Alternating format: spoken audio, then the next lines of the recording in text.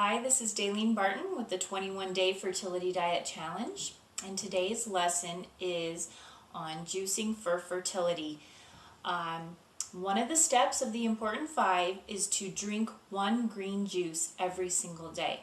Now, if you can't afford a juicer and you can't afford a blender, or you have a day where you just don't have time to juice, you can substitute with Fertility Ultra Greens, which is in our Natural Fertility Shop.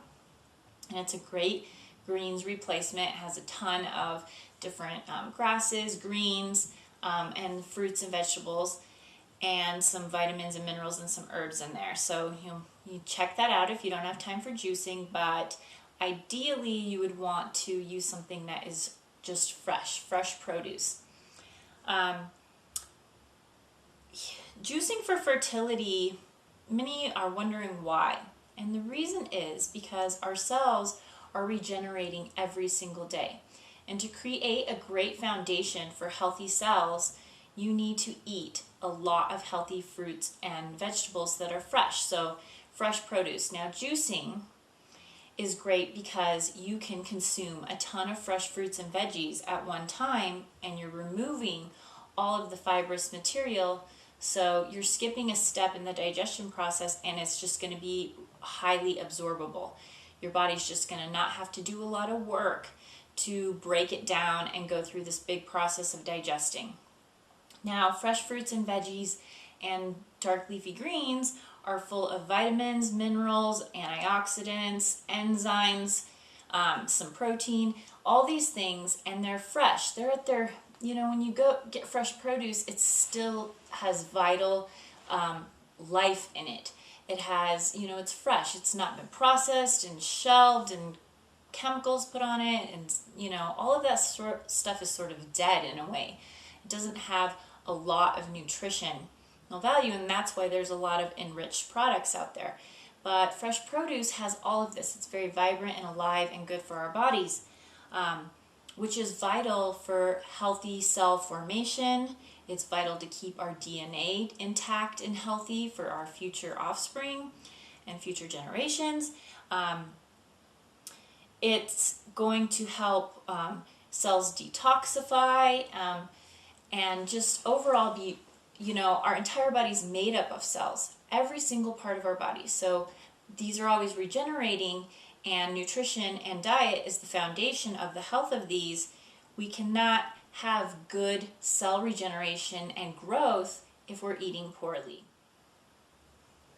Okay, so for example, say you eat a lot of refined carbohydrates, breads and stuff like that aren't whole grains, or you consume a lot of sugar in a day. Those kinds of foods turn a lot of times into fat cells, and fat cells store excess estrogens.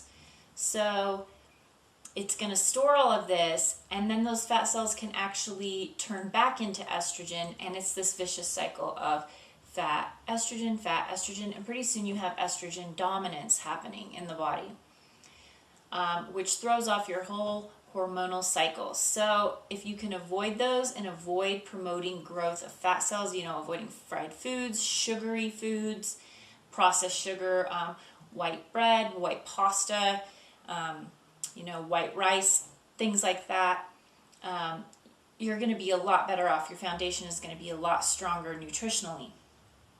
So, these juices help to revitalize those cells, which is huge. People wonder all the time why we say, why should it be leafy greens? Why should I have a green juice? Well, a lot of us don't even consume that many greens in the day, if we consume any at all.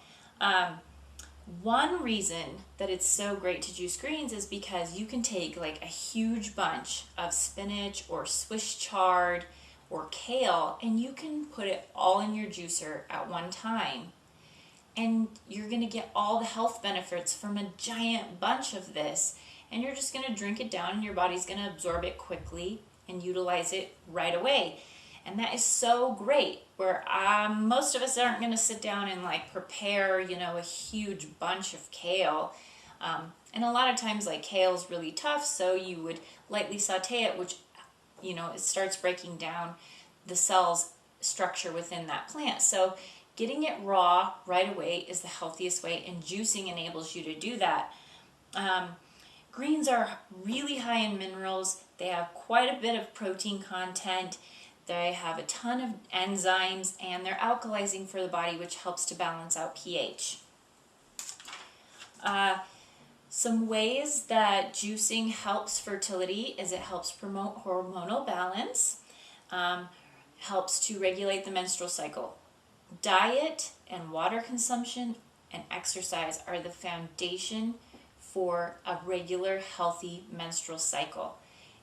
If you can get in this step where you're drinking a green juice a day, or even just a juice a day, you are well on your way to getting a lot more vitamins and minerals than you normally would on an average day, which is really going to help the communication and the whole processes of your body to maintaining healthy fertility. It's going to help improve your egg health, helps to detoxify the liver and the blood, which is essential for hormonal balance because it's removing excess hormones and toxins from our environment. And like I said before, the regeneration of the cells helps to heal fertility issues overall. So now on to actually how to juice. Getting started juicing. This is chapter 6 of the 21-Day Fertility Diet Challenge ebook. So refer to the book for step-by-step processes that you can look at. How to juice. Number 1 is you're going to want to think ahead if you want to start juicing to purchasing a juicer. This isn't step 1 in the book, but I'm just going to start there real quick because you can't juice without a juicer or a blender. So you're going to want to check out some juicers.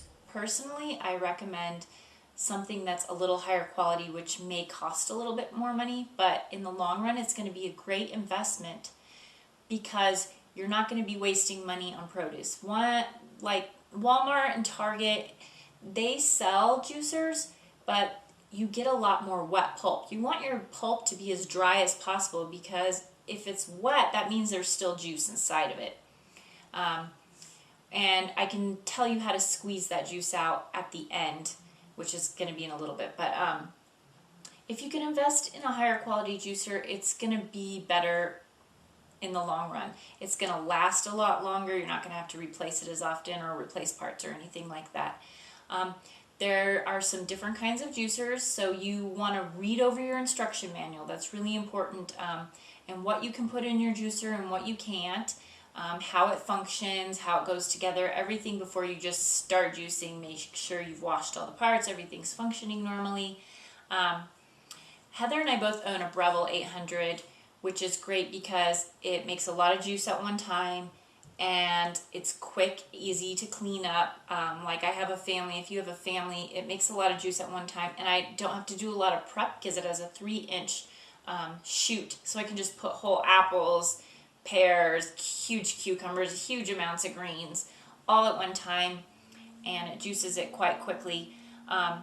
One thing about greens though, it is a little bit more difficult to juice greens in a centrifuge juicer. They might not actually juice it as much. You might lose a lot of money juicing with that. So if you want to juice grasses, wheatgrasses, leafy herbs, things like that, you're probably going to want to purchase one that is specific for juicing grasses.